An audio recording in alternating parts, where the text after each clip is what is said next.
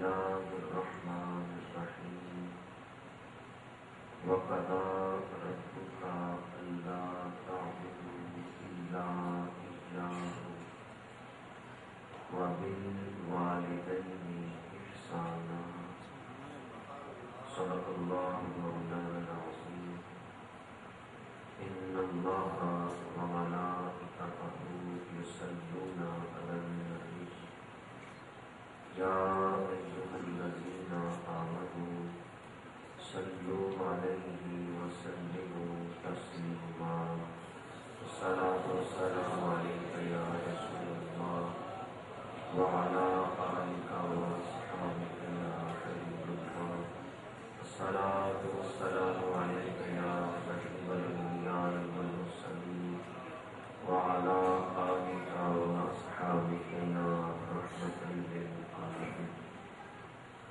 قابل احترام علماء کرام، مہمانان ذی وقار، برادران اسلام، حاضرین و سامعین، اللہ رب العزت کا فضل و احسان ہے جس نے ہمیں اس سعادت افروز محفل میں حاضری کی توفیق عطا فرمائی ہے۔ دعا ہے کہ خالق کائنات اس محفل کی برکتیں ہم سب کو عطا فرمائے۔ آج اس محفل کا عنوان بڑا ہی اہم ہے، اصلاح احوال۔ اس عنوان کی بڑی ضرورت ہے اور وہ عنوان جس پہ آج یہ محفل منعقد ہوئی، پرورش اولاد اور حقوق کے والدین، اس موضوع کی ہم سب کو ضرورت ہے، کیونکہ ہم خود کسی نہ کسی کی اولاد تو ہیں، تو ہمارے جو والدین ہیں ان کے حقوق ہمارے اوپر ہیں۔ اس حوالے سے ہمیں اس موضوع کی ضرورت ہے کہ ہم اپنے والدین کے حقوق سے آگاہی حاصل کریں، اور ایسے لوگ بھی محفل میں تشریف فرما ہیں، اکثریت ایسی ہے جو خود صاحب اولاد ہیں۔ تو اولاد کی پرورش، اولاد کی تربیت کے حوالے سے ہمارے فرائض کیا ہیں، اس پر بھی ہمیں توجہ دینی چاہیے۔ ہم رشتوں میں بندھے ہوئے ہیں، ہر انسان مختلف رشتے رکھتا ہے، کسی کا بیٹا ہے، کسی کا باپ ہے، کسی کا بھائی ہے، کسی کا خاوند ہے۔ ایک انسان کئی رشتوں میں بندھا ہوا ہے۔ ایک انسان بیٹا بھی ہے اور کسی کا باپ بھی ہے، کسی بہن کا بھائی بھی ہے۔ تو چونکہ انسان مختلف رشتوں کی زنجیر میں بندھا ہوا ہے، جب تک وہ ان رشتوں کے حقوق کو ادا نہیں کرتا، اس وقت تک نہ تو رشتے مضبوط ہوں گے، نہ ہی رشتے فیض رساں ہوں گے، اور نہ ہی انسان اللہ تعالیٰ کا قرب حاصل کر سکتا ہے جب تک کہ حقوق العباد ادا نہ کرے۔ آج ایک بڑا طبقہ حقوق العباد کو نظر انداز کر چکا ہے اور محض عبادات کی ادائیگی کو ہی سارا دین سمجھ لی ہے۔ عبادات فرض ہے، ان کی اپنی ایک اہمیت ہے، لیکن محض عبادات سارا دین نہیں، یہ دین کا ایک پہلو ہے۔ دین اسلام اجمالاً 3 پہلوؤں پر مشتمل ہے: اعتقادات، عبادات، معاملات۔ اگر یہ تینوں ٹھیک ہوں تو پھر انسان اللہ کا قرب حاصل کرتا ہے۔ اعتقادات بھی ٹھیک ہوں، عبادات بھی ٹھیک ہوں، اور لوگوں کے ساتھ معاملات بھی ٹھیک ہوں۔ قیامت کے دن اگر کسی کے اعتقادات ٹھیک ہیں، یعنی عقیدہ ٹھیک لے کے وہ دنیا سے گیا، عبادات بھی ٹھیک ہیں کہ جو نمازیں، روزے اس پر فرض تھے اس نے وہ عبادات ادا کر لی، 2 پہلوؤں میں وہ کامیاب ہو گیا۔ قیامت کے میدان میں اگر کوئی اس حال میں آیا کہ اس کے اعتقادات بھی ٹھیک، عبادات بھی ٹھیک، لیکن لوگوں کے ساتھ معاملات ٹھیک نہیں، اس نے کسی پہ ظلم کیا ہے، کسی کا حق مارا ہے، کسی کا حق چھینا ہے جو اس کے ذمے ہے، تو اگر قیامت کے میدان میں کوئی اس حال میں آیا کہ اس کے معاملات درست نہیں، تو ایسا شخص جنت کی خوشبو بھی نہیں سوچ سکتا۔ جنت میں داخل ہونا تو بڑی دور کی بات، جس کے معاملات درست نہیں، جب تک قیامت کے میدان میں وہ حقوق العباد سے سرخرو نہیں ہوتا، اعتقادات اور عبادات کے درست ہونے کے باوجود جب تک معاملات درست نہیں ہوں گے کوئی جنت کی خوشبو بھی نہیں سوچ سکتا۔ ہاں، اللہ تعالیٰ کا کرم شامل حال ہو، حضور کی شفاعت مل جائے اور اہل حق اس شخص کو اپنا حق معاف کر دیں، حقدار اسے اپنا حق معاف کر دیں، تو پھر قیامت کے دن وہ شخص جنت میں جا سکتا ہے۔ لیکن جب تک حق اس کے ذمے ہے، کسی پر اس نے دنیا میں ظلم کیا تھا، یا ناجائز کسی کے مال پہ قبضہ کیا تھا، یا کسی کے حقوق ادا نہیں کیے، جب تک حشر کے میدان میں وہ آدمی حقوق العباد کے پرچے میں سرخرو نہیں ہوگا، جنت میں نہیں جا سکتا۔ اسلام ایک جامع نظام حیات ہے جس نے زندگی کے تمام پہلوؤں کا احاطہ کیا ہو۔ آج اس پہلو کی طرف کم لوگوں کی توجہ ہے کہ ہمیں اپنے معاملات بھی درست رکھنے چاہیے، اور آج کی یہ محفل اسی عنوان سے منعقد ہوئی کہ اولاد کی پرورش اور والدین کے حقوق۔ اس حوالے سے اسلام ہمیں کیا تعلیمات دیتا ہے؟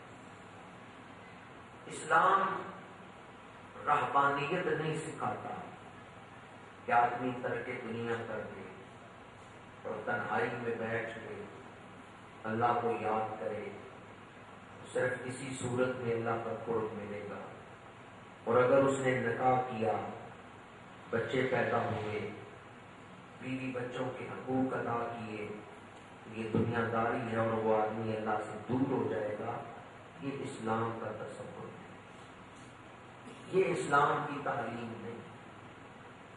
اسلام ترک دنیا کا حکم نہیں دیتا، بلکہ اسلام دنیا کو اللہ کی رضا کے مطابق استعمال کرنے کا طریقہ سکھاتا ہے۔ دنیا کو استعمال کیا جائے، پر اس طرح استعمال کیا جائے جس طرح اللہ کی رضا۔ ہم دنیا کے امتحان میں ڈالے گئے ہیں۔ ایک صاحب کشف بزرگ نے لکھا ہے، کہتے ہیں میں نے عالم کشف میں مشاہدہ کیا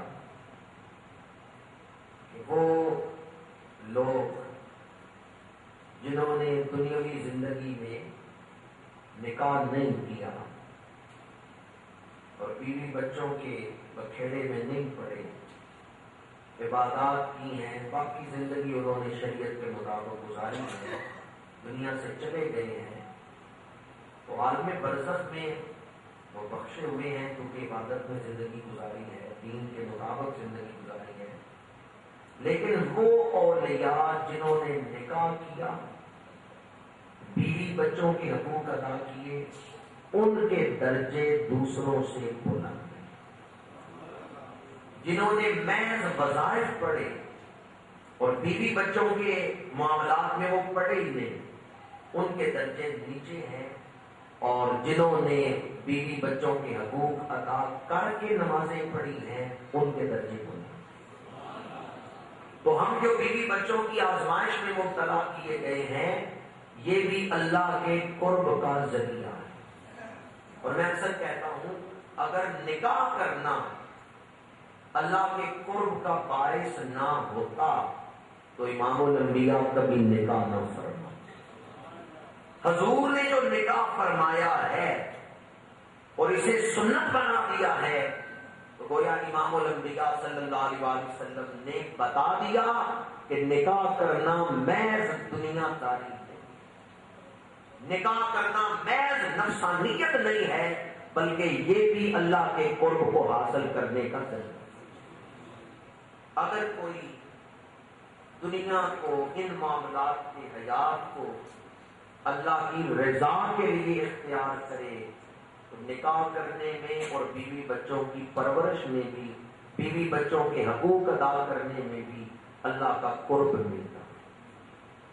حضور کی حدیث مبارکہ ہے، للجنت باب یقال لہ باب الفرح، جنت کا ایک دروازہ ہے جس کا نام ہے باب الفرح، خوشیوں والا دروازہ۔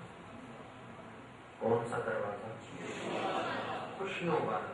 آپ کہیں گے فرح کا لفظ تو واحد ہے، پھر میں جمع کا ترجمہ کیوں کر رہا ہوں؟ اس لیے کہ فرح پہ الف لام آیا ہے، یہ جو ال آیا ہے یہ استغراق کا ہے، اس وجہ سے جمع کا ترجمہ کر رہا ہوں۔ باب الفرح، خوشیوں والا دروازہ۔ اس کا مطلب کیا ہے؟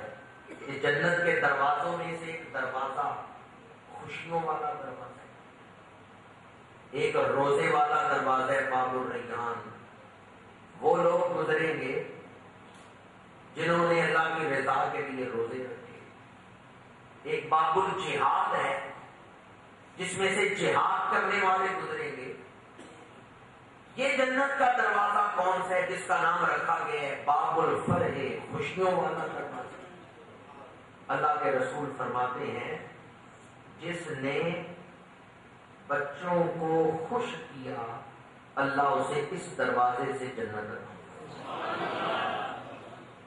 جس نے بچوں کو خوش کیا، ان کے دلوں کی دل جوئی فرمائی، انہیں اللہ تعالیٰ اس دروازے سے جنت عطا فرمائے۔ میں اکثر کہتا ہوں، امامہ شریف پہننا حضور کی سنت ہے، داڑھی شریف رکھنا حضور کی سنت ہے، بیٹھ کے پانی پینا حضور کی سنت ہے، 3 انگلیوں سے کھانا کھانا حضور کی سنت ہے، بسم اللہ شریف پڑھ کے پانی پینا حضور کی سنت ہے۔ جہاں یہ ساری چیزیں سنتیں ہیں، اسی طرح کسی کی دل جوئی کرنا بھی حضور کی سنت ہے، کسی کا دل رکھنا بھی حضور کی سنت ہے، کسی پریشان حال کا دل خوش کرنا بھی حضور کی سنت ہے۔ جس کی تسکین سے روتے ہوئے ہنس پڑے، اس تبسم کی عادت کے تعلیف قلوب کرنا بھی حضور کی سنت ہے۔ آج ہماری توجہ دوسری سنتوں کی طرف تو ہے، بے شک وہ سنتیں بھی اہم ہیں، ضروری ہیں، لیکن اس سنت کی طرف بھی تو توجہ دیں کہ دل جوئی کرنا بھی حضور کی سنت ہے۔ حضور کی حدیث مبارک ہے، جس گھر میں کوئی بچہ روتا ہے، باپ آ کے اس بچے کو چپ کراتا ہے، گھبراتا نہیں۔ کبھی ایسا ہوتا ہے کہ باپ دکان سے یا دفتر سے فارغ ہو کے جب گھر آتے ہیں، آگے بچہ رو رہا ہو تو طبیعت میں خفگی آ جاتی ہے، غصہ آ جاتا ہے، وہ کبھی بیوی کو ناراض ہوتا ہے، کبھی بچے کو گالیاں دیتا ہے۔ حضور نے فرمایا بچہ رو رہا ہو، باپ ناراض نہ ہو، بلکہ بچے کو اٹھا کے اسے چپ کرائے، اس وقت تک اسے کھلاتا رہے جب تک کہ بچہ چپ نہ کر جائے۔ فرمایا ایسا شخص جس نے بچے کا رونا حوصلے سے سنا اور پھر اسے چپ کرایا، ایسا شخص جب جنت میں جائے گا تو اللہ تعالیٰ فرمائے گا درجوں پہ درجے چڑھتا جا، جہاں تو راضی ہو جائے گا وہاں تک ساری جنت ہے۔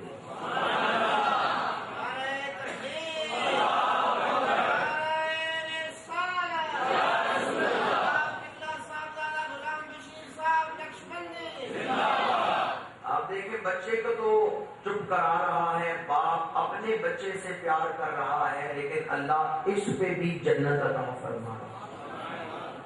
اور ایک حدیث مبارک ہے جس نے چھوٹی بچی کا منہ چوما، شیر خوار بچی، کیونکہ اس دور میں بچیوں سے نفرت کی جاتی، بچیوں کی ولادت ہوتی تو باپ کا چہرہ مرجھا جاتا۔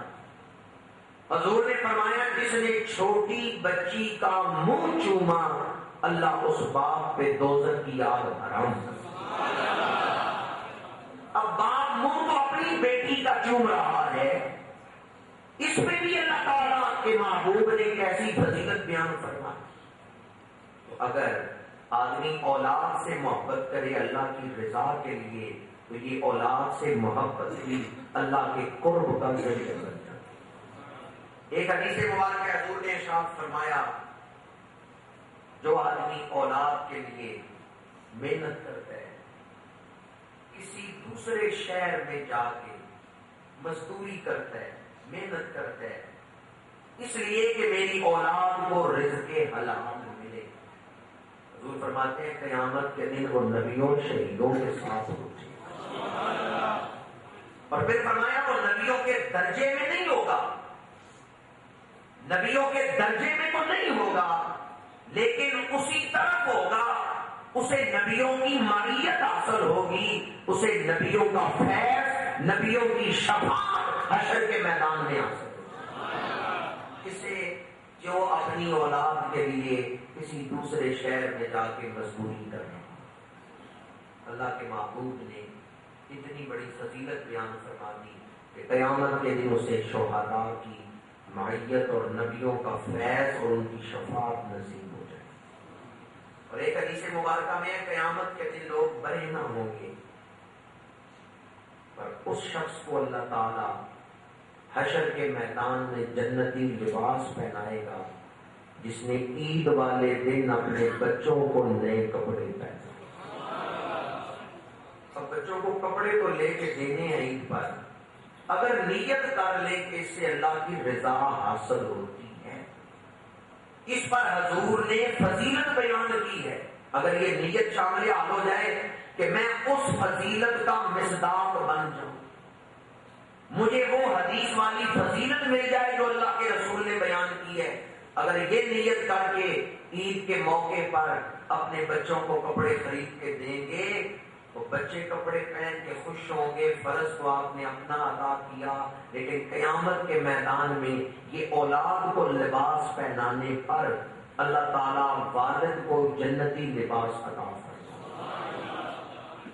اور ایک حدیث مبارک ہے حضور نے ارشاد فرمایا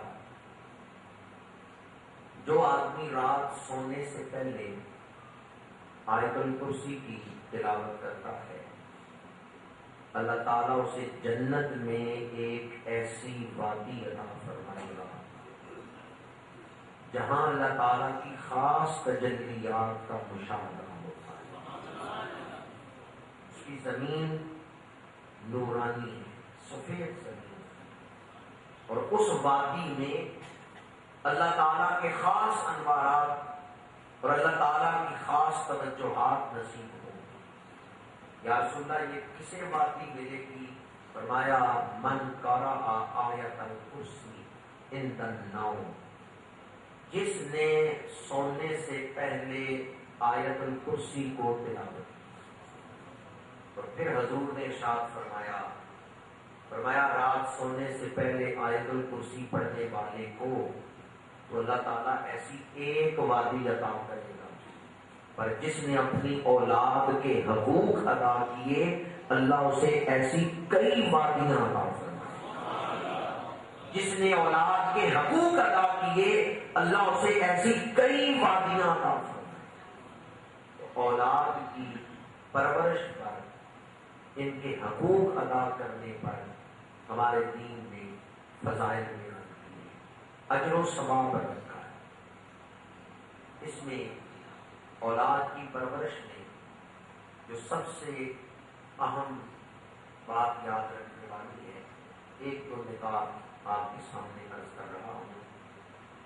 اولاد کی پرورش میں ایک تو ان کی جسمانی ضروریات ہے، کھانا پینا، کپڑے پہنانا، اس کی فضیلت میں نے بیان کی ہے، اور ایک ان کی ذہنی تربیت ہے۔ ذہنی تربیت کی ایک عمر ہے، جب وہ عمر گزر جائے تو پھر محنت کرنا، پھر ان کی تربیت کرنا مشکل ہو جاتا ہے۔ 7 سال کی عمر میں بچوں کو نماز سکھانا چاہیے، اور 10 سال کی عمر میں تو سختی سے نماز پڑھانا چاہیے۔ اگر کوئی اس عمر میں، یہ جو 7 سے 10 سال کی عمر ہے، بچوں کی تربیت نہیں کرتا، دھیان ہی نہیں دیتا بچوں کی طرف، حتیٰ کہ بچے بڑے ہو جاتے ہیں، 18 سال کے ہو گئے، 20 سال کے ہو گئے، جوان ہو گئے، اب ماں باپ پریشان ہو جاتے ہیں، کہتے ہیں کہ بچے نافرمان ہیں، بچے بے ادبی کر رہے ہیں، ہم سمجھاتے ہیں وہ سمجھتے نہیں۔ تو اب ان کی وہ تربیت والی عمر گزر گئی، اب ان کا ذہن بن چکا ہے۔ اصل جو عمر کی تربیت والی، اس وقت تو آپ نے توجہ نہیں دی، اور جب اس عمر سے وہ نکل گئے، جوان ہو گئے، اب ماں باپ پریشان ہو گئے ہیں کہ اولاد ہماری بات نہیں سنتی۔ وہ تربیت کے حوالے سے ایک گزارش تو میں یہ کرنا چاہتا ہوں کہ ہمیں اپنے معاشرے میں یہ شعور پیدا کرنا چاہیے کہ بچوں کی تربیت کی جو عمر ہے، اس عمر میں ان پر توجہ دیں۔ یہ جو 7 سال سے 10 سال کی عمر، یہ جو وقت ہے، ابتدائی عمر کا حصہ، اس میں بچوں کو آپ جس رنگ میں ڈھالیں گے وہ ڈھل جائے گا، اور جب ان کا ذہن پختہ ہو جائے گا، جب ان پر خواہشات نفسانی کی یلغار ہوگی، اس وقت آپ ان کی تربیت کرنا چاہیں تو پھر مشکل ہے اور زیادہ محنت کی ضرورت ہے۔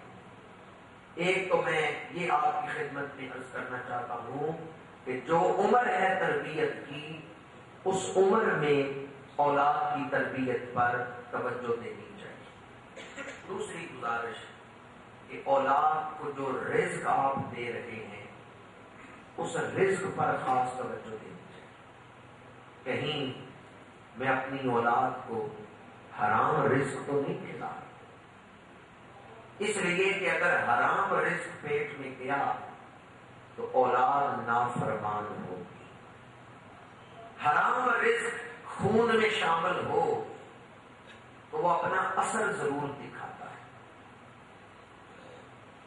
غزوہ خندق کے موقع پر صحابہ کرام رضوان اللہ تعالی علیہ اجمعین نے مدینہ منورہ کے گرد خندق کھودی ہے تاکہ دشمن مدینہ منورہ میں داخل نہ ہو سکے۔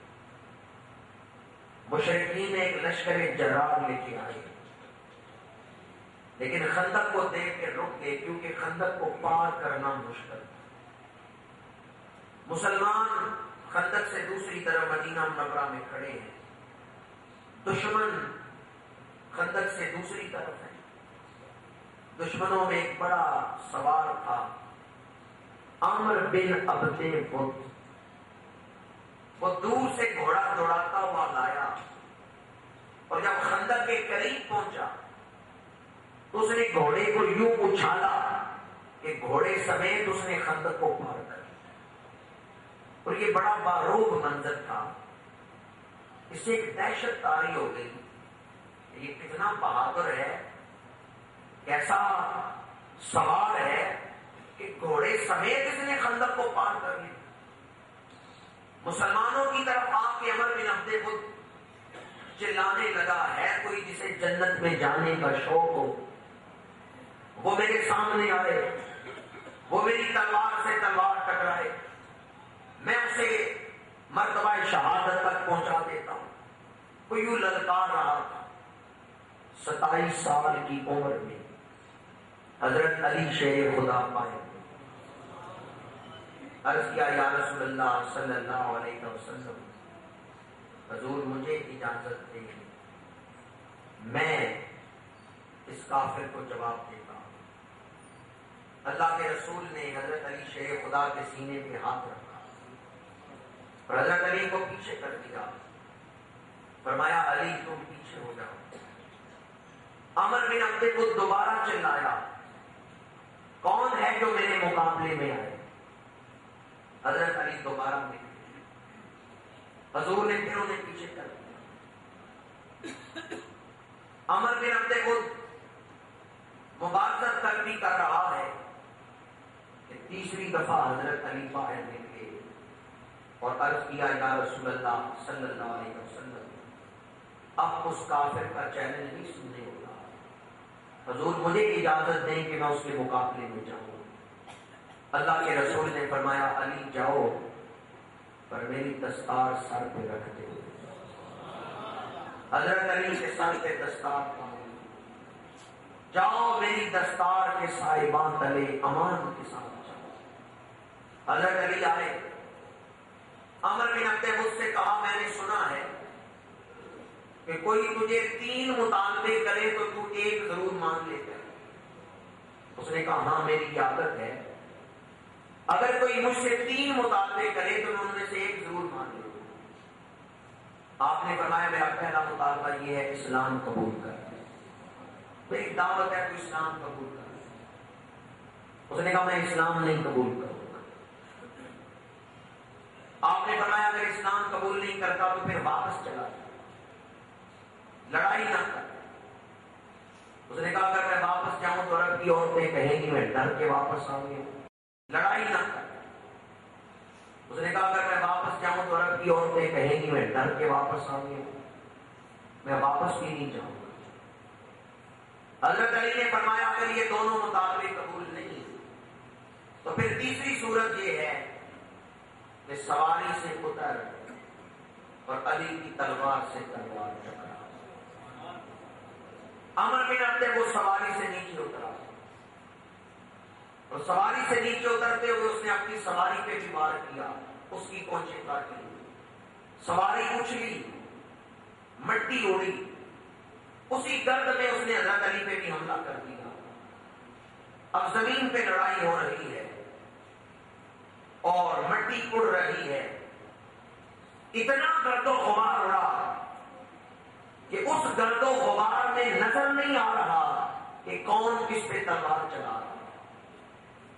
اسی گرد و غبار میں بس تلواریں ٹکرانے کی آواز تو آ رہی ہے، لیکن یہ نہیں پتا چل رہا کہ کون کس پہ وار کر رہا ہے۔ اسی اثنا میں ایک چیخ بلند ہوئی، دونوں طرف کی فوجیں سکتے میں آ گئی کہ پتہ نہیں کس کا سر کٹا ہے۔ اور جب گرد بیٹھی، جب مٹی کچھ بیٹھی تو منظر کیا نظر آیا کہ حضرت علی شیر خدا نے تلوار کو بلند کر رکھا ہے اور اس کافر کا سر حضرت علی کے قدموں میں پڑا ہوا۔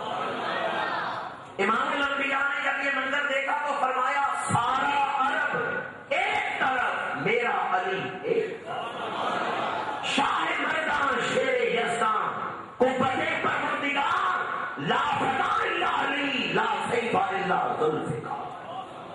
حضرت علی واپس پلٹے، فاتح بن کے عمر بن عبد ود کو باصر جہنم کر کے شیر خدا واپس آئے. عمر بن عبد ود کافروں کا مالدار آدمی تھا. ادھر کفار نے پیغام دیا اللہ کے رسول کی بارگاہ میں کہ 10,000 درہم لے لے اور لاش ہمارے سے کھول کر اس کافر کی لاش ہمیں واپس دے دے. چونکہ وہ قتل ہوا ہے تو خندق سے دوسری طرف مسلمانوں کی طرف, کافر خندق سے دوسری طرف. 10,000 درہم کی پیشکش کی کہ 10,000 درہم لے لیں اور لاش ہمیں دے دیں. اللہ کے رسول خاموش ہے, ابھی کوئی جواب نہیں دیا. ایک اور کافر للکارا, اس نے کہا 20,000 درہم لے لیں اور یہ لاش ہمیں دے دیں. بس یہ جملہ سنانے کے لیے میں نے آپ کو ساری روایت سنائی ہے. اللہ کے رسول نے فرمایا اس کافر کی لاش اٹھا کے لے جاؤ, میں تم سے 1 درہم بھی نہیں لوں گا. ہم لاشوں کی کمائی کھانے والے حالت جنگ میں کھڑے ہیں, فوجیں سامنے. 20,000 درہم کی مدد مل جاتی تو بڑی مدد تھی. اس دور میں ایک لاش واپس کرنے میں 20,000 درہم کی مدد مل جاتی تو بڑی مدد تھی. حضور کی بارگاہ میں عرض کیا گیا یا رسول اللہ آپ نے پیسے کیوں نہیں دیے, یہ لاش اسی طرح کیوں واپس کی ہے؟ اللہ کے رسول نے فرمایا کہ ہر وہ گوشت جو رزق حرام سے پروان چڑھتا ہے وہ دوزخ کا مستحق ہے. اگر ہم ان سے پیسے لیتے, یہ لاش واپس کرنے کے پیسے, کافر کی لاش دینے کے پیسے ہم لیتے, تو یہ رزق حرام جس جسم میں جاتا وہ گوشت دوزخ کا مستحق ہو جاتا. ہر وہ گوشت جو رزق حرام سے بنتا ہے وہ کس کا مستحق ہے؟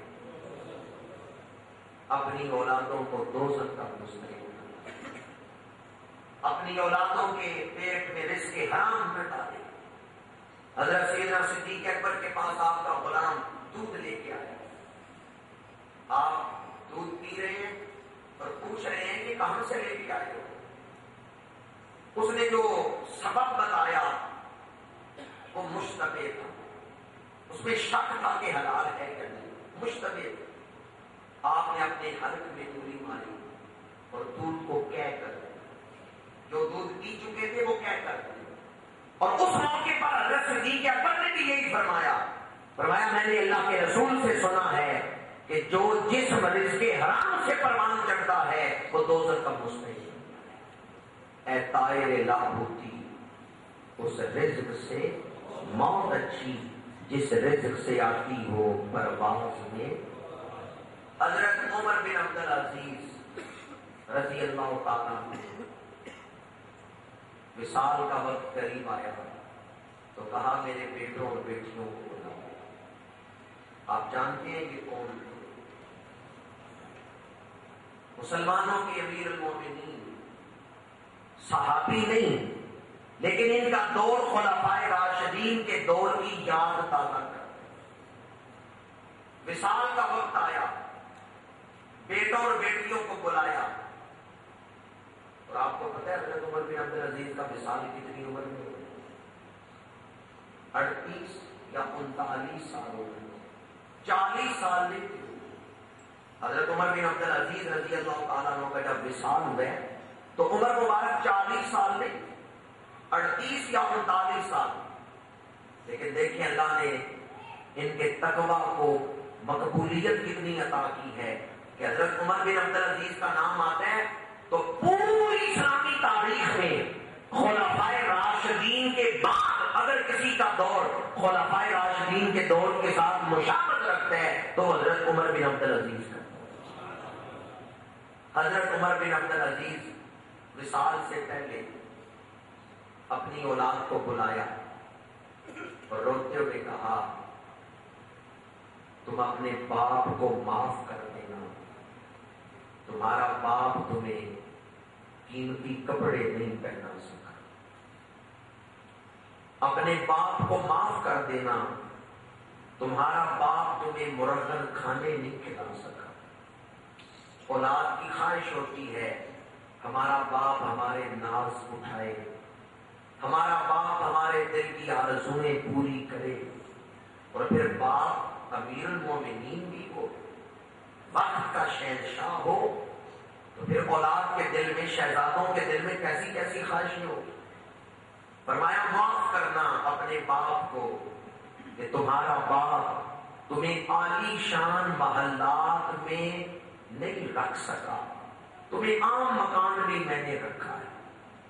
اپنے باپ کو معاف کرنا کہ تمہارا باپ امیر المومنین ہو کے بھی امراء کے بچوں والی جو خواہشیں ہوتی ہیں وہ تمہاری آرزوئیں پوری نہیں کر سکا. روتے ہوئے پھر مسکرائے اور مسکرا کے کہا میں تمہیں قیمتی لباس تو نہیں پہنا سکا، مرغن کھانے تو نہیں کھلا سکا، عالی شان محلات میں تو نہیں ٹھہرا سکا، پر میں دنیا سے مطمئن جا رہا ہوں کہ میں نے اپنی اولاد کو کھلایا ہے تو رزق حلال کھلایا، پہنایا ہے تو حلال کے پیسوں سے کپڑا خرید کے پہنایا.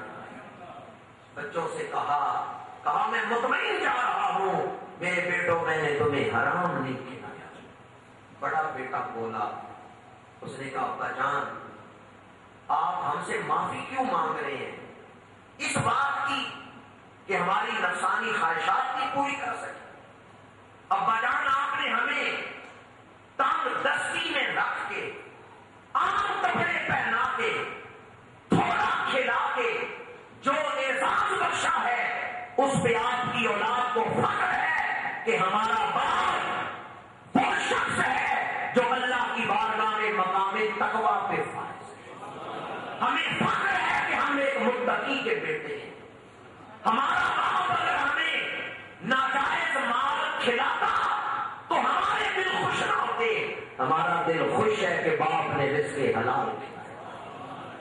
باپ بھی نیک، اولاد بھی نیک.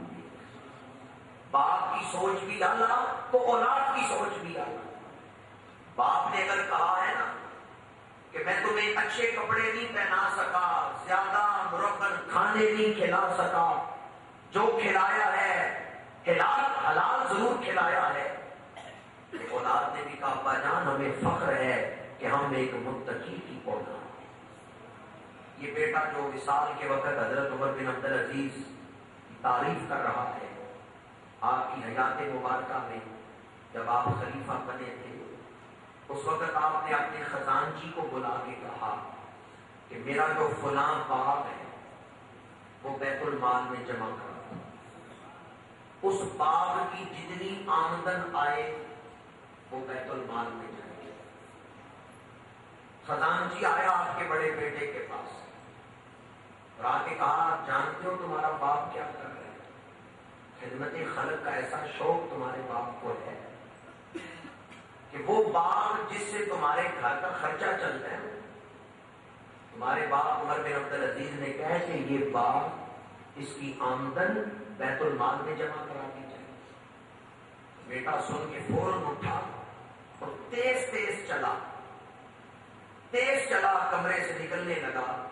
تو خزانچی نے کہا ٹھہر جاؤ، کیا اپنے باپ کو منع کرنے جا رہے ہو؟ وہ تمہارے منع کرنے سے منع نہیں ہوں گے.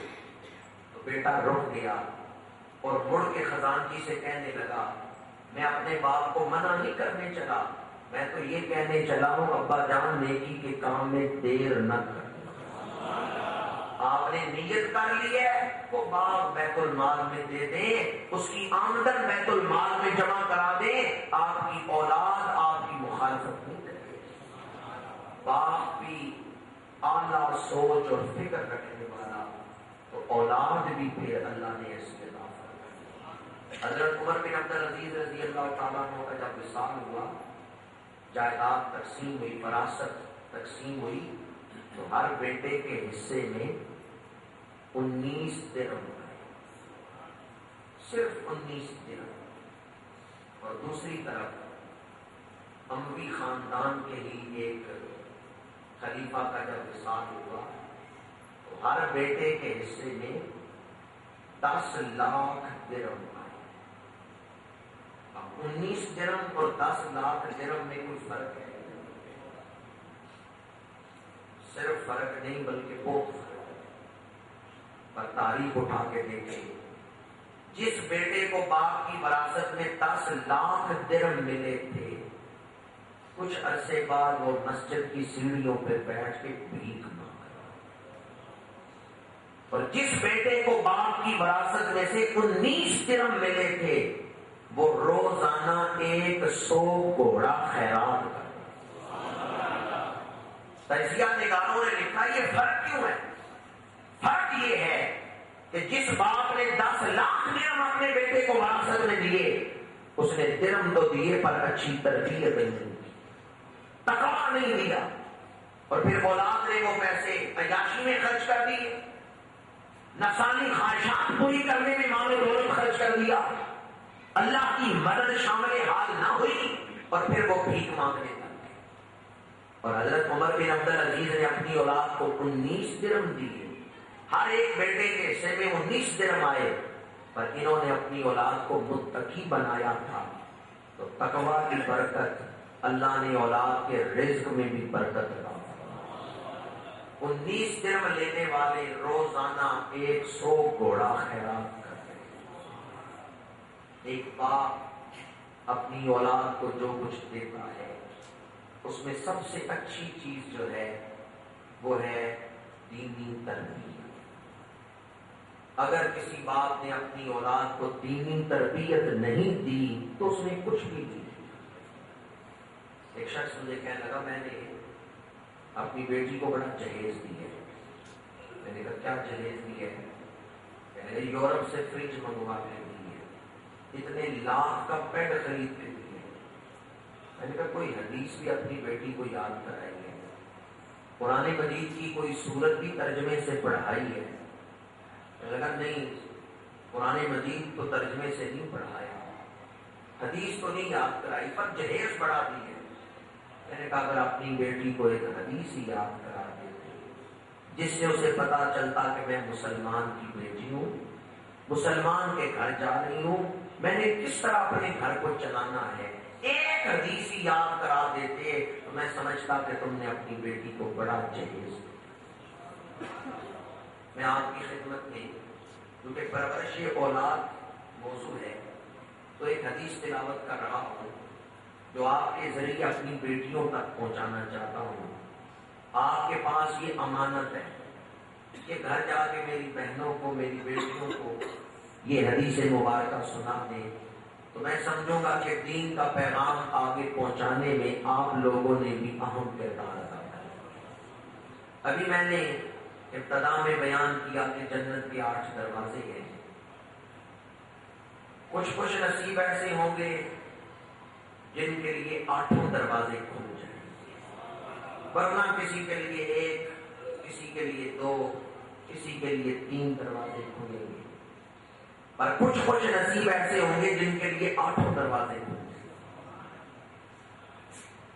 اللہ کے رسول نے ارشاد فرمایا جس عورت میں 4 خوبیاں پائی جائیں وہ جب جنت کے سامنے جائے گی اس کے لیے بھی 8 دروازے کھلے جائیں گے۔ مشکات شریف کی حدیث ہے، حضور نے وہ 4 خوبیاں بیان کی، فرمایا المرأۃ اذا صلت خمسہا وصامت شہرہا واطاعت بعلہا واحسنت فرجہا فلتدخل من ای ابواب الجنت شاءت۔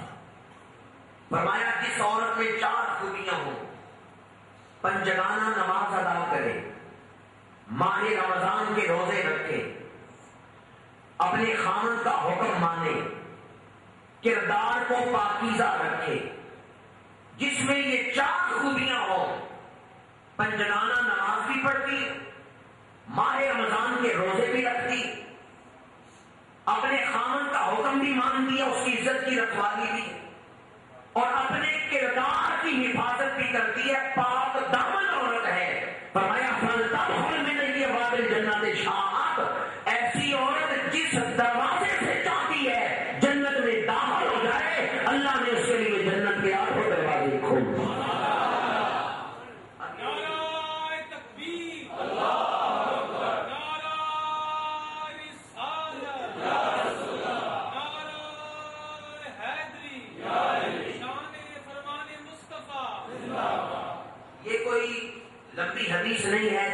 بچیوں کو یاد نہ کرا سکے. اور اس میں کوئی بہت زیادہ شرائط بھی نہیں بیان کی گئی، 4 مختصر سی شرائط: نماز، روزہ، خاوند کی تابعداری اور کردار کی پاکیزگی. فرمایا جس عورت میں یہ 4 خوبیاں ہیں اللہ اس کے لیے جنت کے 8 دروازے کھولے. ہر باپ کو چاہیے کہ وہ اپنی اولاد کی تربیت پر دھیان دے. ہم اپنی بچیوں کے نام تو رکھ دیتے ہیں عائشہ، نام تو رکھ دیتے ہیں نور فاطمہ، پر بچیوں کو یہ نہیں بتاتے کہ بی بی عائشہ کون تھی جن کے نام پہ تمہارا نام رکھے. بچیوں کو یہ نہیں بتاتے کہ یہ بی بی فاطمہ تو زہرا کون تھی جن کے نام پہ تیرا نام رکھے. جب آپ اپنی بچیوں کے پاکیزہ نام رکھتے ہیں تو پھر انہیں یہ بھی بتائیں کہ یہ مخدراتی عصمت کون تھی، یہ پاکیزہ کردار کی بیویاں کون تھیں جن کے کردار کی عصمتوں پہ کچھ یعنی فرق تو کیا حورانے بہشتی بھی رشک کرتے ہیں. حورانے بہشتی بھی جن کے کردار پہ رشک کرے، ان پاک بیویوں کے نام تو ہم اپنی بچیوں کو دے دیتے ہیں لیکن ان کا کردار نہیں دے سکتے. آئیں اپنی بچیوں کی تربیت اس انداز میں کریں، پتا چلے یہ خاتون جنت کی کنیز ہے، پتا چلے یہ حضرت عائشہ صدیقہ کی کنیز ہے. ایسے مجھے بتائیں، اگر ہم اپنے بچوں اور بچیوں کی تربیت پہ توجہ نہیں دیں گے تو کون توجہ دے گا؟ کیا خیال ہے آپ کا؟ بچے آپ کے ہیں تو تربیت کس نے کرنی؟ جی والدین نے کرنی ہے. 2-3 نمازیں آئی ہیں. بچے جو آپ کے ہیں تو تربیت کس نے کرنی؟ شاید کوئی سوچتا ہو اسکول والے تربیت کریں گے، تو اسکول تو آج کل ایک انڈسٹری بن گئی ہے، صنعت بن گئی ہے جس میں تعلیم بھی اب کمرشل بیسس پہ دی جا رہی ہے. اور ویسے میں اس موضوع کی طرف نہیں جاتا، میں تو قرآن اور حدیث کا طالب علم ہوں، آپ کو حدیث ہی سناتا ہوں. اللہ کے رسول نے فرمایا اپنی اولاد کی تربیت 3 چیزوں پر کرو. اپنی اولاد کو میری محبت سکھاؤ، قرآن کی محبت سکھاؤ اور میری آل کی محبت سکھاؤ. اس حدیث میں حضور نے 3 چیزیں اولاد کو سکھانے کا حکم دیا. فرمایا اولاد کو میری محبت سکھاؤ، قرآن کی محبت سکھاؤ، میری آل کی محبت سکھاؤ. یہ حکم حضور نے کس کو دی ہے؟ یہ حکم کس کو دی ہے؟ والدین کو دی ہے. فرمایا اپنی اولاد کی تربیت 3 چیزوں پر کرو. تو یہ حکم حضور نے والدین کو دی ہے، استادوں کو نہیں حکم دیا. ہم سمجھتے ہیں بچہ بڑا ہوگا استادوں کے پاس جائے گا، مسجد جائے گا، قاری غلام عباس صاحب کے پاس بیٹھے گا، وہ اسے سمجھا دیں گے. اسکول جائے گا، اسکول والے اسے سمجھا دیں گے. کہیں مرید ہوگا تو مرشد اس کی تربیت کر دیں گے. ہماری نظر میں یہ 2-3 ادارے ہیں، یا تو مرشد اصلاح کر دیں گے یا استاد اصلاح کر دیں گے. پر یاد رکھیں مرشد کی ذمہ داری بعد میں ہے، استاد کی ذمہ داری بعد میں ہے، والدین کی ذمہ داری پہلے ہے. اس لیے اللہ کے رسول نے والدین کو حکم دیا ہے کہ اپنی اولاد کی تربیت 3 چیزوں پر کرو. اور اولاد کی تربیت میں والدین کی ذمہ داری پہلے ہے، استادوں کی اور مرشدوں کی ذمہ داری بعد میں. بے شک استاد کی بھی ایک ذمہ داری ہے، مرشد کی بھی ایک ذمہ داری ہے، لیکن ان کی ذمہ داری بعد میں ہے. پہلی ذمہ داری ماں باپ. اور یہاں تربیت کے حوالے سے ایک اور نقطے کی طرف بھی آپ کی توجہ کرانا چاہتا ہوں. ماں حاملہ ہو، ماں کے پیٹ میں بچہ ہو، ماں زہر کھا لے، ماں ہی مرے گی یا بچہ بھی مرے گا؟ تھوڑے لوگوں کو پتا ہے دونوں مرے گی یا خالی ماں ہی مرے گی. ماں نے جو زہر کھا لی ہے، بچہ پیٹ میں ہے، اس کی ابھی ولادت نہیں ہوئی، تو صرف ماں ہی نہیں مرے گی، بچہ بھی مرے گا. بچہ پیٹ میں آ جائے نا تو پھر ماں کو چاہیے نماز نہ بتاؤ، گانے نہ سنے، فلمیں نہ دیکھے، جھوٹ نہ بولے. جس طرح زہر کھانے کا اثر حمل پہ ہوگا اسی طرح گناہ کرنے کا اثر بھی حمل پہ. اگر وہ گناہ کرتی ہے تو اس کا اثر بھی حمل پہ ہو رہا ہے. خواجہ قطب الدین بختیار کاکی جیسے بیٹے یوں ہی نہیں پیدا ہو جاتے. بابا فرید جیسے بیٹے یوں ہی نہیں پیدا ہو جاتے. خواجہ قطب الدین بختیار کاکی کو استاد کے پاس والدہ چھوڑ کے آئیں سے قرآن پڑھا ہے. استاد نے کہا بیٹا پڑھو اعوذ باللہ من الشیطان الرجیم. آپ نے پہلے 15 سپارے سنا. استاد نے حیران ہو کے کہا میرا امتحان لینے آئے ہو یا پڑھنے آئے ہو؟ کہا استاد یہ تو میری والدہ کا روز کا وظیفہ ہے کہ صبح گود میں مجھے لے کے وہ روز 15 سپارے پڑھتی. یہ تو سن سن کے مجھے بس ہو گیا کہ میری ماں روز 15 سپارے پڑھتی. ماں عبادت گزار ہوگی تو پھر بیٹا بھی تو قطب الدین بختیار کاکی جیسے. ماں تہجد گزار ہوگی تو پھر بیٹا بھی تو امام ربانی مجدد الفسانی جیسا ہوگا. اور ماں تقویٰ اور للہیت کا مجسمہ ہوگی تو پھر بیٹا بھی تو شہنشاہ بغداد غوث اعظم شیخ عبد القادر جیلانی. آج ہماری اس جانب توجہ نہیں ہے. جب کوئی ماں حاملہ ہو جائے اسے خیال رکھنا چاہیے میری خوراک کا اثر حمل پہ ہو رہا ہے تو میرے گناہوں کا اثر بھی ہوگا. میں اگر گانے سن رہی ہوں تو اس کا اثر بھی ہوگا. میں اگر جھوٹ بول رہی ہوں تو اس کا اثر بھی. حتیٰ کہ بچہ پیدا ہو جائے دنیا میں آ جائے ماں کا دودھ پیتا ہو تو ماں کی خوراک کا اثر بچے پہ ہوتے ہیں کیونکہ اس نے دودھ پینا ہے ماں کا. ماں جو کچھ کھائے گی اس کا اثر دودھ میں ہوگا. دودھ کا اثر بیٹے تک پہنچ جائے گا. تربیت کے ان پہلوؤں کی طرف آج ہماری توجہ نہیں ہے. یہی وجہ ہے کہ آج ہمارے گھروں میں امن و سکون نہیں ہے. اور مائیں عرب کا ایک شاعر تھا اور آپ جانتے ہیں شاعروں کا مزاج کیسا ہوتا ہے. عرب کا ایک شاعر تھا. شاعر چونکہ آزاد شاعری جو کرتے تھے اس دور میں وہ کون سا اتنے شریعت کی پابندیاں کرتے تھے. واحدات شعر. آج کل بھی جو شاعر ہیں اللہ تعالیٰ معاف کرے آب زمزم کی تعریف میں اتنے شعر نہیں آپ کو ملیں گے جتنے شراب کی تعریف میں ملیں گے. آب زمزم کی تعریف میں کسی اردو شاعر کا شعر تو سنائیں کہ آب زمزم کی تعریف میں اس نے شعر لکھا. پر شراب کی تعریف میں تو دیوانوں کے دیوان مل جاتے ہیں. پورا پورا دیوان شراب کی تعریف میں لکھا. تو شاعروں کا مزاج ایسا ہی ہوتا ہے کہ وہ گناہ کی رغبت دلاتے ہیں. ایک عرب شاعر اپنے بیٹوں کو بٹھا کے کہتا ہے میرا احسان مانو میں شاعر تھا اور شاعر بس حسن و جمال میں کھوئے رہتے ہیں پر میرے جب شادی کرنے کا وقت آیا نا میں نے سوچا میری بیوی خوبصورت ہو یا نہ ہو مجھے اس کی کوئی پرواہ نہیں ہوگی. حالانکہ میں شاعر تھا پر میں نے کہا میں اس عورت سے شادی کروں گا جس کی عادتیں اچھی ہوں. اپنی اولاد کو کہہ کر شکر کرو تمہارے باپ نے تمہارے لیے ایک اچھی ماں کا انتخاب کیا ہے. ایک عرب شاعر اپنی اولاد کو کہتے ہیں شکر کرو تمہارے باپ نے تمہارے لیے ایک باپ کردار ماں کا انتخاب کیا ہے. میں اگر شاعروں کے مزاج پہ رہتا تو کسی بد کردار عورت کو ہی پسند کر لیتا جو صرف میرے شاعرانہ مزاج پہ پوری اترتی. پر میں نے یہ نہیں دیکھا کہ میری بیوی ظاہراً حسن و جمال کی بہتر ہے یا نہیں. میں نے یہ دیکھا اس کا کردار اچھا ہے.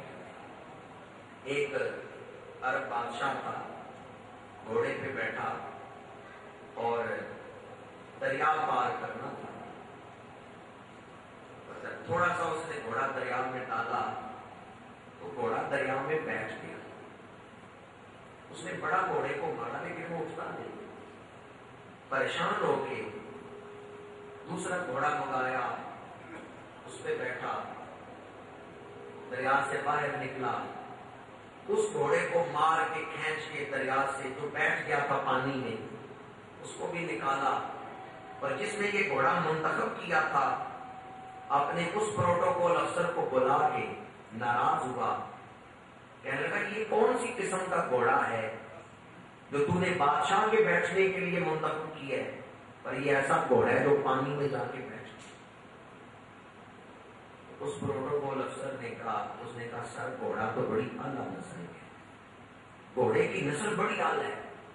بادشاہ نے کہا کیا نسل ہے اس کی، یہ تو پانی میں جا کے بیٹھ گئے، گھوڑوں کو کیا لگے پانی سے، یہ تو بھینسوں کا کام ہے کہ پانی کو پسند کرتی ہیں۔ وہ پروٹوکول افسر نے ہنس کے کہا سر جب یہ چھوٹا تھا نا اس کو دودھ بھینس کا پلایا ہے، یہ گھوڑا پر اس کو دودھ بھینس کا پلایا تھا، اس لیے تاثیر ضرور ہے اس میں۔ تو یہ گھوڑا جب پانی کے قریب جاتا ہے نا تو دوڑتا ہے پانی کی طرف، پانی میں جا کے بیٹھ جاتا ہے، دودھ کا اثر تو جانوروں پہ بھی ظاہر ہو جاتا ہے، ماں کی تاثیر تو جانوروں پر بھی ظاہر ہو جاتی ہے۔ آج اگر آپ اس معاشرے کو ایک پاکیزہ کردار ماں دیں تو معاشرے کو اعلیٰ کردار کی اولاد مل سکتی۔ آج جو آپ کے گھر بیٹی ہے وہ کل کسی کی ماں بننے والی ہے۔ ہمارے ہاں ایک سوچ یہ ہے، لوگ کہتے ہیں میں اکیلا کیا کر سکتا ہوں، اتنا بڑا معاشرہ ہے، بے حیائی پھیل رہی ہے۔ آپ لوگوں کو نہ دیکھیں، قبر تو اپنی اپنی، آپ اپنی آخرت سنائیں۔ آپ لوگوں کو کیوں دیکھتے ہیں معاشرہ کدھر جا رہا ہے، آپ اپنا فیصلہ کریں میں نے کدھر جانا ہے۔ لوگوں کو نہ دیکھیں کہ برادری کیسے خوش ہوتی ہے۔ ایسے یقین جانے جب اس جانب دھیان جاتا ہے تو پریشان ہوتا ہوں، علماء تقریریں کر کر کے تھک گئے، کتابیں لکھ لکھ کے تھک گئے، اتنے دینی چینل چل رہے ہیں، اور آج بھی ویسے تو میں شادیوں پہ بہت کم جاتا ہوں، اگر کبھی مجبوراً کہیں شادی پہ جانا پڑ جائے تو الامان والحفیظ، کہ جہاں مذہبی لوگوں کے گھرانے ہیں وہ بھی اس طرح اپنی عورتوں کو باہر لے کے شادیوں پہ آئے ہوئے ہیں، پتا چلتا ہے کہ جیسے کسی ہندو معاشرے میں ہم۔ کیا فائدہ ہماری ان تقریروں کا، کیا فائدہ ہمارے ان مذہبی نعروں کا اگر ہم اپنے گھر کی ہی اصلاح نہ کر سکیں۔ آج اس محفل میں جتنے لوگ بیٹھے ہوئے ہیں کیا یہ ارادہ کرتے ہیں کہ ہمارے گھر شادی ہوئی تو عورتیں میک اپ کر کے دولہے پر پھول پھینکنے کے لیے باہر کھڑی نہیں ہوگی؟ گھر کے بول رہے ہیں آواز گھر نہیں جائے گی۔ مجھے افسوس ہوا ویسے آپ کا جواب سن کے۔ اگر عورتوں کو ٹھیک ہے آپ نے پھول پھینکنے ہیں، ویسے پھول پھینکنے پہ بھی ایک اعتراض ہے کہ پھینکنے چاہیے یا نہیں، لیکن اگر آپ نے پھول پھینکنے ہیں تو کیا بچوں کو نہیں کھڑا کر سکتے؟ عورتوں کو کیوں کھڑا کرتے؟ میرا سوال سمجھ آیا؟ مردوں کو نہیں کھڑا کر کے پھول پھینک سکتے، بچوں کو نہیں کھڑا کر کے پھول پھینک سکتے، یہ عورتوں کو کیوں کھڑا کر دیتے ہیں؟ اور اتنی دیر عورتیں کھڑی ہیں اور کیمرہ مینوں نے جو ہے وہ اپنے کیمرے میں محفوظ کر دیں۔ عورتوں کو کیوں کھڑا کر دیتے ہیں بارات کے استقبال کے لیے؟ میں نے ایک روایت میں پڑھا جنت کے دروازے پہ لکھا ہے یہ غیرت مندوں کے رہنے کی جگہ ہے، کوئی بے غیرت جنت میں نہیں جا سکتا۔ اور جب ہم اپنی عورتوں کو سجا کے سنوار کے بارات کے استقبال کے لیے کھڑا کر دیں، اگر یہ بے غیرتی نہیں تو مجھے بتائیں پھر بے غیرتی ہے کیا؟ اگر یہ بھی غیرت ہے تو پھر بے غیرتی کیا ہے؟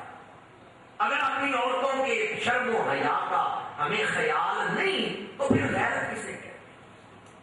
اگر میرے یہ لفظ کسی کے دل پہ بار کرام گزرے تو مجھے معاف رکھیں کہ آپ کے ماتھے کی سلوٹیں دیکھ کے میں بیان نہیں کر رہا، بلکہ اللہ اور اس کے رسول کو راضی کرنے کے لیے بیان کر رہا۔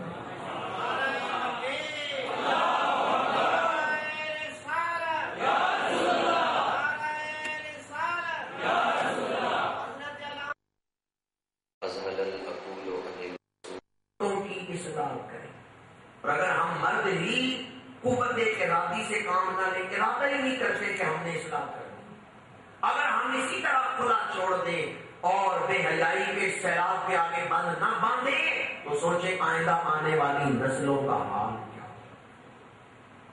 اولاد کی پرورش اور تربیت کے حوالے سے میں نے چند ایک نکات بیان کیے اور شادی کی رسومات تک پہنچا. مجھے بتائیں جو کام ہی اللہ کو ناراض کر کے شروع ہو اس کام میں برکت ہو. جب شادیاں ہو ہی اس طرح کہ اللہ کے حکم اس میں توڑے جا رہے ہیں، اس انداز میں شادی ہو کہ کئی اس میں حرام کام شامل ہو، تو پھر برکت کیسے شامل ہو، اللہ کی رحمت کیسے شامل ہو. آئیں اپنے گھروں میں، اور اس کے لیے ایک پختہ عزم کی، ہلکے یا تھوڑے سے ارادے یا آرزو سے کام نہیں چلے گا، بلکہ پختہ عزم کی ضرورت ہے. اور میں یہ سمجھتا ہوں اگر گھر کا سربراہ پختہ ارادہ کر لے، اللہ توفیق عطا فرمائے.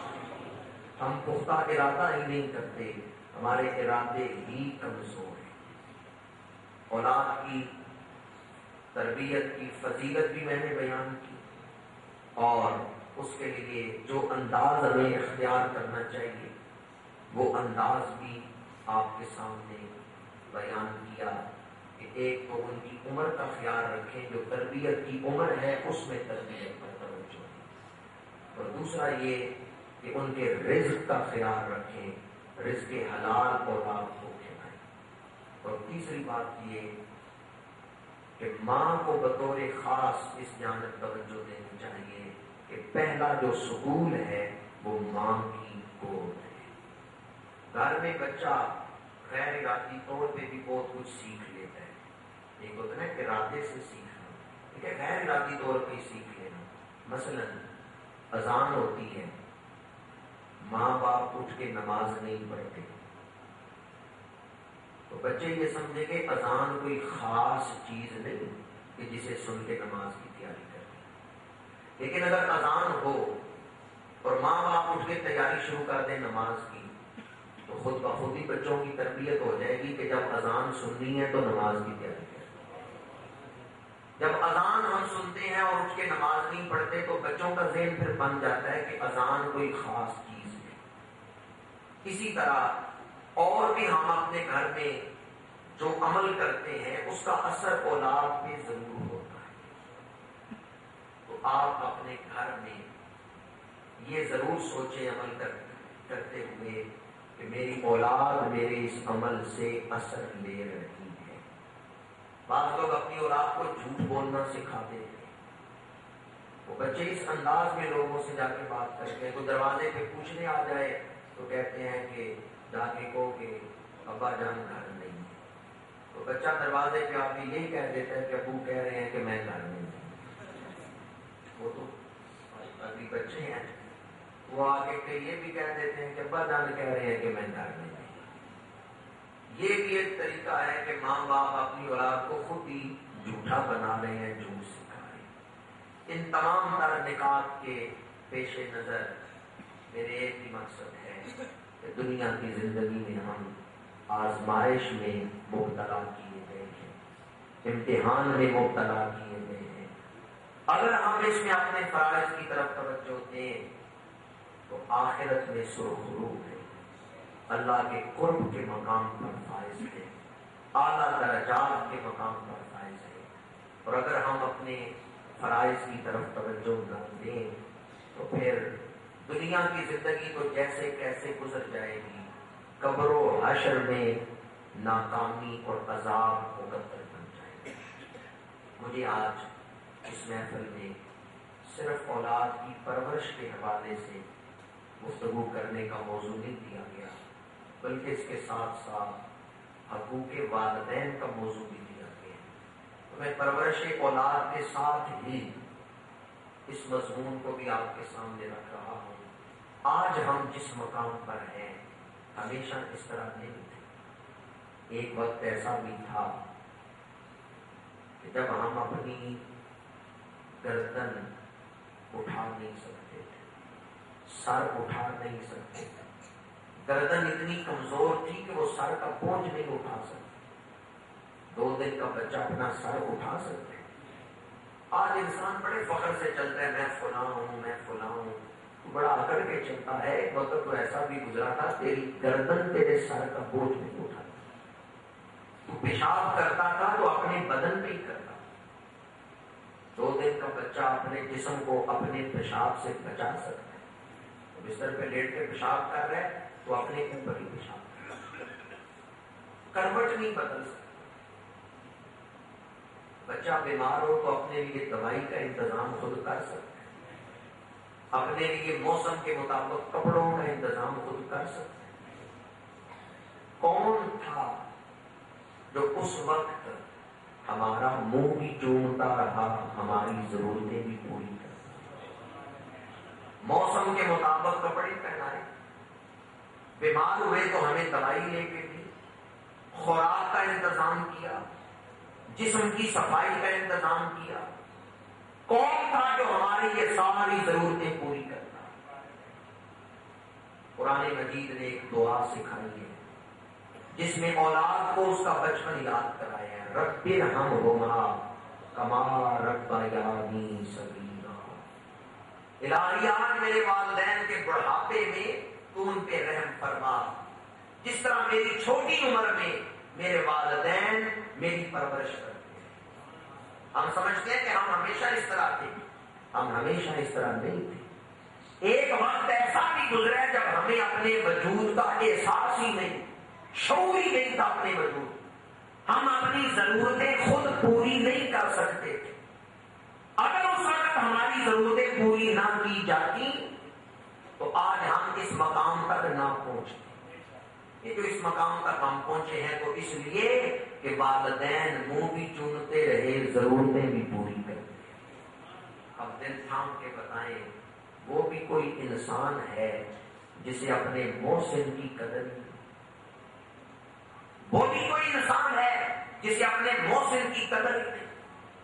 قرآن مجید نے اولاد کو اس لیے حکم دیا کہ والدین کے ساتھ اس نے سلوک سے پیش آؤ کہ جب تم صغر سنی میں تھے اس وقت والدین ضرورتیں پوری کرتے رہے، اور احسان کا بدلہ احسان ہے، حل جزاء الاحسان الا الاحسان، نیکی کا بدلہ نیکی، احسان کا بدلہ احسان۔ والدین کے ساتھ حسن سلوک یا والدین کے سامنے بولنا یہ تو بعد کے مرحلے ہیں۔ قرآن مجید نے، احادیث مبارکہ نے تو والدین کو دیکھنے پر بھی گرفت کی ہے کہ کوئی والدین کو دیکھتا کس طرح۔ حدیث مبارکہ میں اگر کوئی گھور کے ماں باپ کو دیکھے، غصے سے ماں باپ کو دیکھے، تو اس کا نام نافرمانوں کی فہرست میں لکھ دیا جاتا ہے، اور اگر کوئی محبت کی نظر سے ماں باپ کو دیکھے، اللہ اس کا نام حاجیوں کی فہرست میں لکھ دیا۔ حالانکہ اس نے حج نہیں کیا، وہ گھر بیٹھا ہے، پر صرف محبت کی نظر سے ماں باپ کا چہرہ دیکھا ہے، اللہ اسے حج مبرور کا ثواب عطا کر دے۔ محبت کی نظر سے ماں باپ کو دیکھے تو کس عبادت کا ثواب؟ یہ وہ ثواب ہے جو کعبے کی زیارت کرے، 2.5 لاکھ روپیہ خرچ کرے، سفر کرے، مکہ شریف پہنچے، مسجد حرام میں داخل ہو، بیت اللہ پر نگاہ ڈالے تو ایک نظر بیت اللہ کو دیکھنے پہ 20 نیکیوں کا ثواب۔ بیت اللہ کی زیارت پہ پورے حج کا ثواب نہیں، حج کا ثواب اس وقت ہوگا جب طواف بھی کرے، سعی بھی کرے، عرفات، منی، مزدلفہ کی حاضریاں بھی ایک ترتیب سے دے، رمی جمرات کرے، قربانی دے، حج یا قصر کرائے، پھر طواف زیارت کرے، تمام مناسک حج ایک ترتیب سے